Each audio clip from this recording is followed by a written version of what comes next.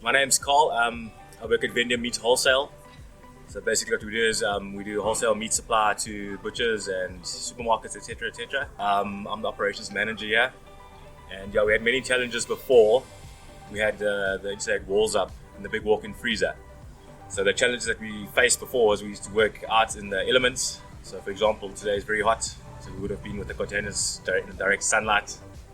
And that really was a big challenge for us because we had to work very quick.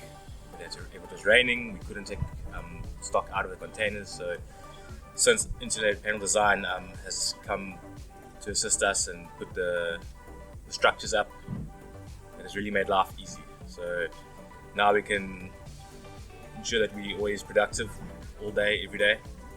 And we've also increased our storage capacity by 100 tons with a big walk-in freezer, 10 by 9 meters, 4 meters high.